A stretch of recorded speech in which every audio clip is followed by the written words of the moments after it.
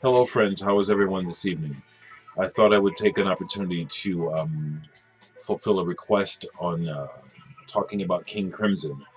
But before I do that, I wanted to also acknowledge that I've gotten quite a few requests, people asking to hear some of the records that they can't find and stuff. And I'll do what I can, but like everyone, have a schedule and an agenda, and so I'll try to honor those requests.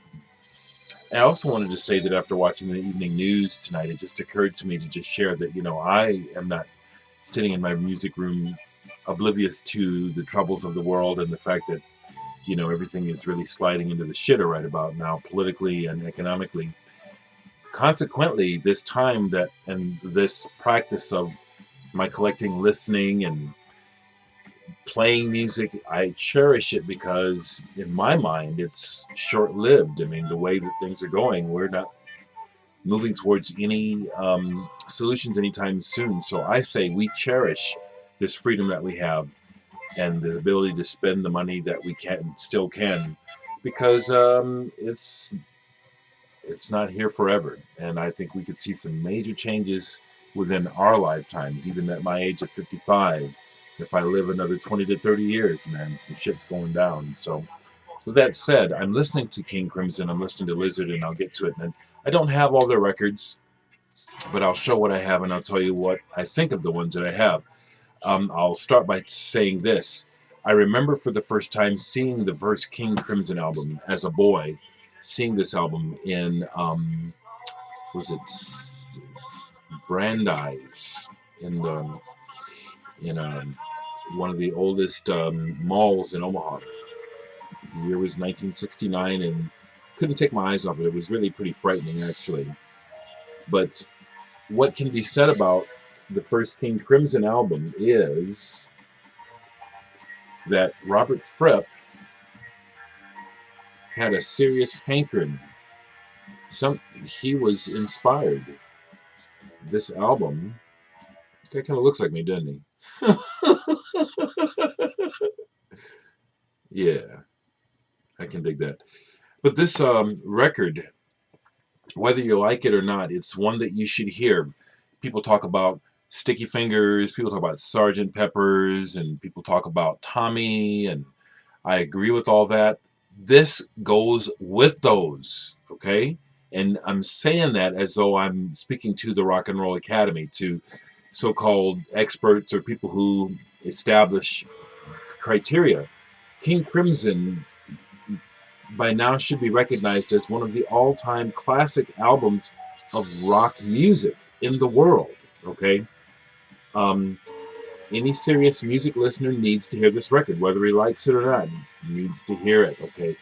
First King Crimson. So much can be said about this record, from Greg Leck being stolen to Emerson, Lake and Palmer on the strength of the work. We could go on. The second King Crimson album, second observation by King Crimson was this one, In the Wake of Poseidon. And it really follows the blueprint laid down by the first album, almost uncannily to a T.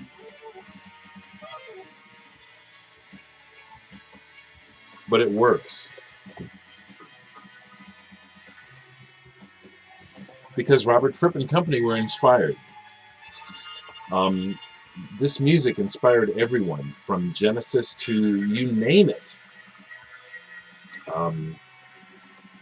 King Crimson is a band that you got to hear. We're listening to Lizard. This is cool because John Anderson of Yes even steps in and makes an appearance. I mean, it's like, talk about having some credentials, It's like, man, Fripp's got everybody working with his ass, you know what I'm saying?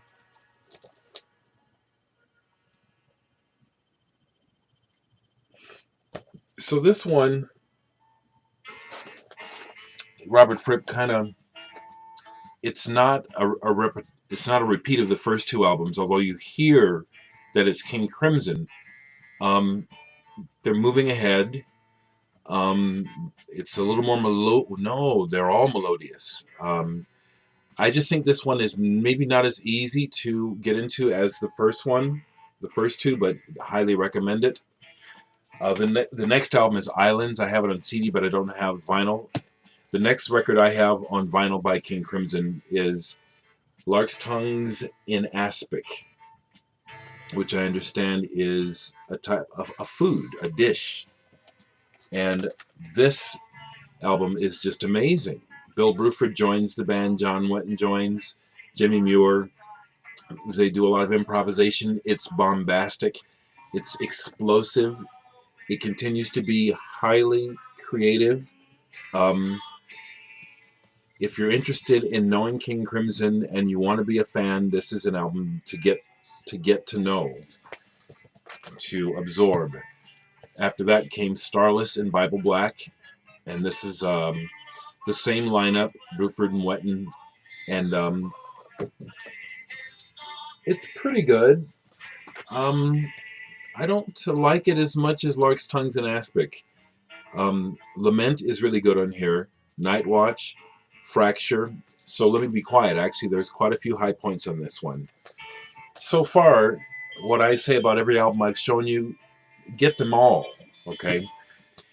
Bill Bruford does his last studio album with King Crimson on this album, Red. And just like he does with Yes, Close to the Edge, here he does it with King Crimson with Red. It's like, okay, we've gone as far as we can go. I'm through. I'm out. Audi 5000, whatever, you know. But this album, One More Red Nightmare, Red, yeah. Some badass music. Badass. I also have King Crimson USA, which is that last incarnation we talked about live. And this is a good record. It's not outstanding, but these are good performances, recorded decently. King Crimson supposedly broke up, and then they got back together, and Adrian Belew joined, and it started a whole nother era of King Crimson. I just have 2 of those albums on vinyl, and the first one is Discipline. Now, when this first came out, I didn't dig it at all. I have to admit, I was a longtime fan who was, again, I had sort of had expectations, maybe didn't realize I had expectations, but it took me a while to get into this. You know, once I got there, I was like, okay, the ball's still rolling. Robert Fripp still knows what he's doing. I should never doubt him anyway. He knows what he's doing. He's a very creative, intelligent man. Great album. I don't think essential, but great. They made another album, Heartbeat. I have it on CD, but not vinyl. But the last vinyl I have by King Crimson to show you, I have some singles, but I didn't dig them out, is Three of a Perfect Pair. I just love this cover. I love the yellow. And this is a good album.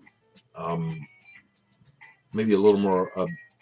well, the thing about this band was that as they continued to be explorers musically, it was also more commercial, which in and of itself isn't a bad thing.